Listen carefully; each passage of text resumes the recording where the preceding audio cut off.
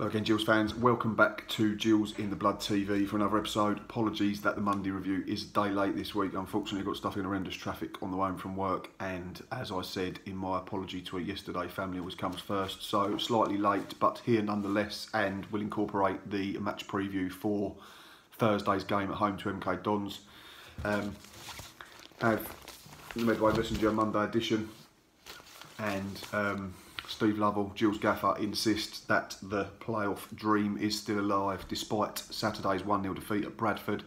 Are we still in it? Is it a long shot? It was a long shot anyway. It's getting longer. We're running out of games. The gap to the top six didn't grow at the weekend, which was a massive frustration because Bradford up till Saturday were in horrendous form. They'd only taken 1 point from 4 games under Simon Grace, and they'd not kept a clean sheet for months. They were struggling badly, and they beat us 1-0 despite what seemed to be a very good Gills performance. I think Easter's massive now. I think we've got to take 6 points, 4 absolute minimum from the next 2 games to remain in the hunt. But the thing we can do, obviously, by playing Thursday is put pressure on teams above us by winning the game against the franchise, and then sitting back Friday and seeing what happens in other fixtures. Yeah, so it is still a possibility, but it is becoming harder and harder with the games quickly running out. But yeah, on the whole, the performance seemed to be really good. Looking at the statistics, we were the better side, had the majority of the ball, created plenty of chances. I think if we'd got the first goal, we'd have probably won the game, but we didn't. And at the end of the day, we all know that goals win football matches. They got one, we didn't, regardless of whether they'd had 1 shot on target or 500 on target. The important thing is the goals column, and they beat us 1-0.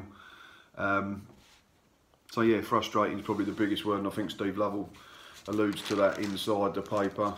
But Luke Cordell's final paragraph: Gillingham scored 3 great goals last time out, but that quality in front of goal deserted them on Saturday.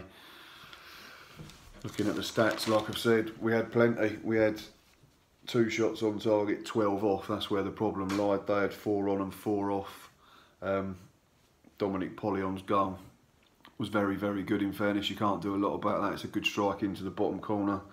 He loves a goal against us. I think that's 5 in 7 games now for 3 different clubs: Oldham, Wimbledon, and now Bradford City. And he scored 2 winners against us this season. So next time we play a side that he plays for, hopefully he'll be injured. Nothing serious, obviously, but just leave us alone, please, Dominic. Yeah, so not a great deal really to talk about. More Lovell-Roo's missed opportunity, which I've already spoken about. We gave it a good go, we played well, we had a lot of possession, a lot of attempts at goal, but just didn't finish it off. I'm disappointed because the performance deserved more than we got. That's what Steve Lovell had to say. And then he goes on: all clubs have days like that. If we weren't creating, I would start to worry.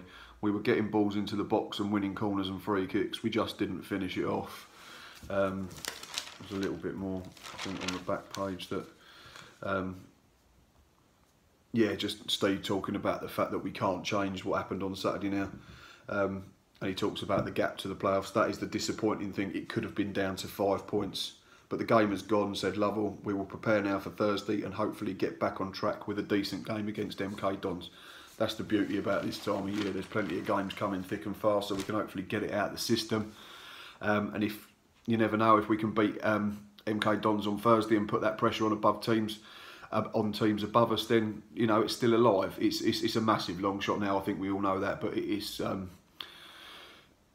great that the boys are coming out and saying that they're not going to give up until it's mathematically impossible. But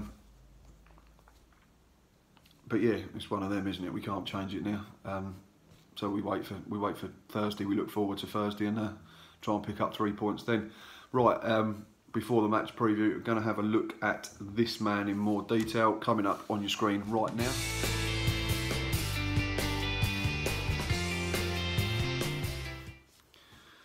That is obviously our hitman, Conor Wilkinson, who scored that brilliant goal not last time out, the time before last out now, away at Portsmouth. Got himself a start for Saturday. Led the line well according to all the reports. A couple of half chances, was unlucky with 1 header I read. Was adamant he should have had a penalty, pushed over in the box, actually speaks about it. He pushed me with both hands, said the striker. I went to the floor and the linesman did nothing. I looked to the referee, and if that is out of the box, it is probably a free kick. This is a massive bugbear of mine, referees that give decisions outside of penalty areas but won't give them in the box. Why? Why is it different? If it's a foul outside the box and the same offence is committed inside the box, it's still a foul. Just give a penalty. It's frustrating why that happens. It's similar to the type of thing where players can get away with bad tackles early on in the game, but if they make a bad foul on the 60th minute or 70th minute, they get penalised, booked or sent off. The offence is the same regardless of where it is and at what time in the game it is. So it comes back to consistency with officiating. That's all we're asking for. It's not a massive thing that us as supporters are asking for. And apparently the referee made a few odd decisions apart from that as well, which led to the Gills boys getting frustrated. But yeah, back to Conor Wilkinson. I'm only 23, but that is one of the most one-sided games I've been in. We deserved to take all 3 points. We had the chances. They scored with a good finish, but we were on the attack for the whole game, really.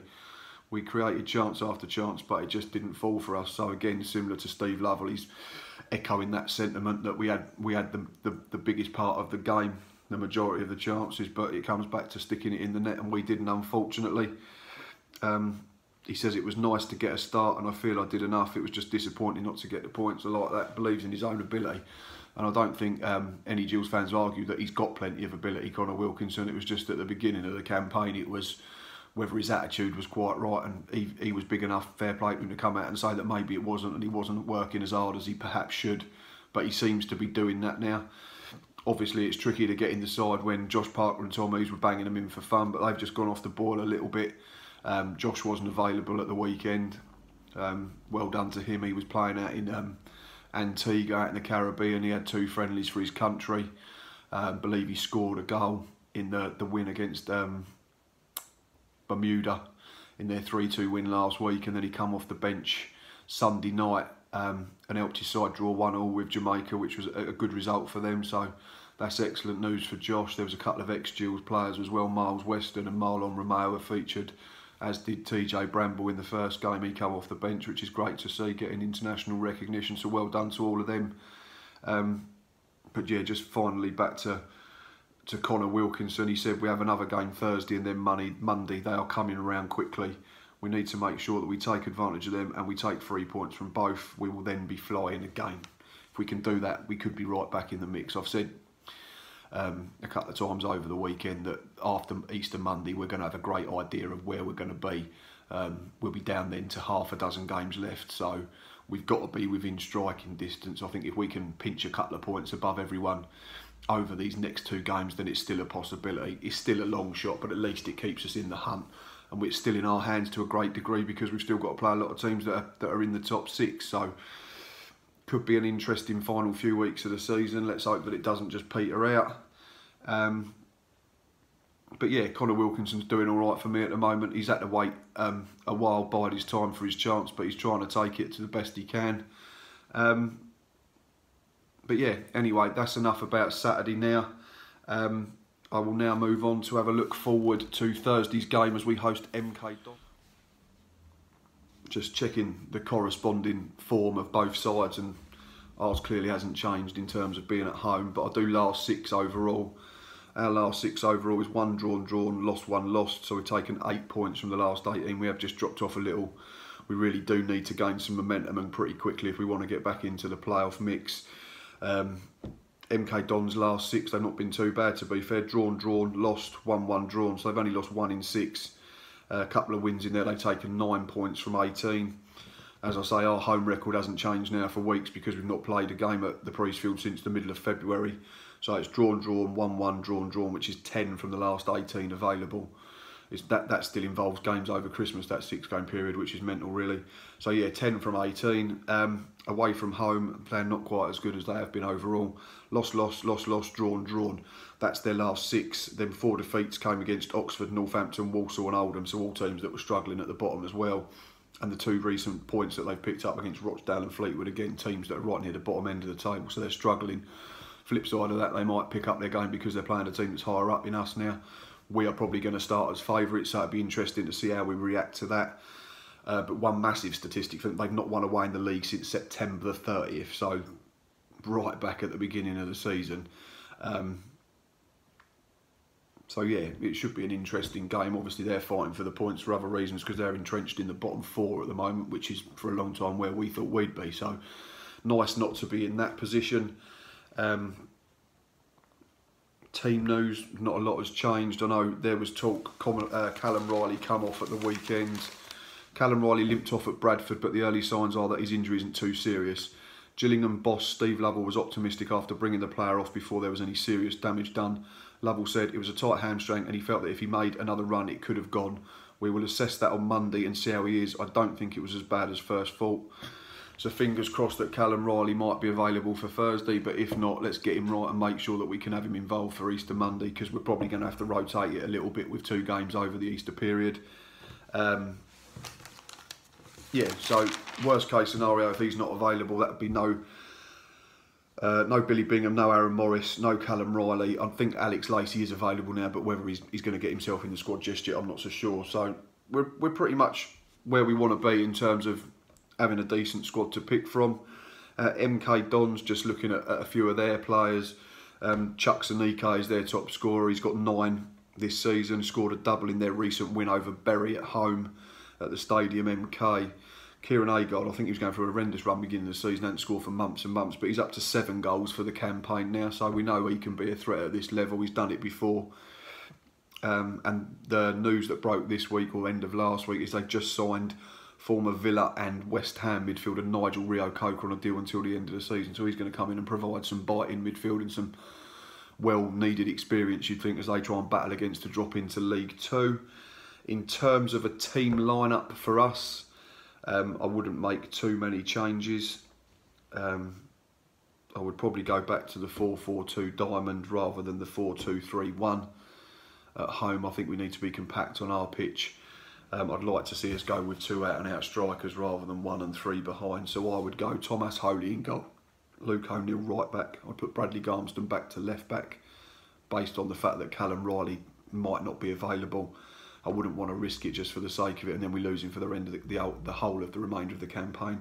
So yeah, Luke O'Neill, Bradley Garmston as my fullbacks, Max Amar, Gabriel Zakwani centre backs. So I'd have Mark Byrne at the base of the diamond, Jake Hessenthaler and Scott Wagster from the sides, and then Lee Martin in behind Tom Eaves, who came off the bench on Saturday, and Conor Wilkinson. That would be mine, 4-4-2.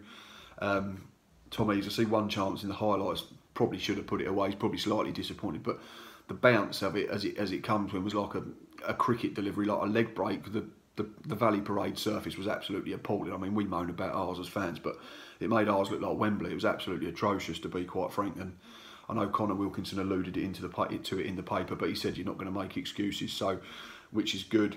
But it is frustrating because generally when we've gone away to sides with decent playing surfaces, we've got it down and knocked it around really well. So we had to mix it up a little bit Saturday, and unfortunately come up a little bit short. But yeah, that would be my team. In terms of a bench, I'd go Thomas Hadler, Connor Ogilvie, Ben Nugent, Frank Musa, Navid Nasseri, Elliot List and Josh Parker. I wouldn't chuck Josh straight back in. He's obviously had a lot of travelling over the last few days. There's going to be jet lag and tiredness involved and fatigue clearly. So, but he's a decent option from the bench. Him and Elliot List, they provide pace if we need something to come on and change the game late on. So, and then we've got enough about us at the other end if we need to shore things up if we're protecting a lead. So fingers crossed. Looking forward to a match day live. Surely we're going to have a home game for the first time in just over a month. There was talk of the Beast from the East Part 3 for Easter, but it looks to have changed now. The weather forecast, thank goodness, was now officially in British summertime, I believe, aren't we? Right, before I go, prediction, which I do every week. I'm going to stick to what I said Thursday in looking ahead when I was looking at Saturday's game. I'm going to go for Gillingham 2, MK Dons 0, and I'm going to go for Thomas Eaves to get back on the score sheet and Conor Wilkinson. I think Conor deserves another goal, deserves another start. Tom Eaves now, he's got that clean slate now in terms of bookings. He cannot be suspended due to accumulation anymore because game 37 has passed. So I think he might be back at it. He's had a little breather, so let's unleash him again, get him playing well. He loves a goal in front of the Rainer men. So yeah, I'm going to go Gillingham 2, MK Dons 0. We will see you Thursday for Match Day Live, myself and hopefully Stocky. I'm not sure if Dave is attending as well. There was talk that he might be coming, but we'll hopefully see him as well. but we'll definitely be there to do a match day live. And we have ordered tickets, myself and Stocky, for Southend away, so that'll be another one this weekend. So it's going to be busy on the channel, so keep looking out. There'll be plenty of content coming out over the next few days. And until next time, up the Gills.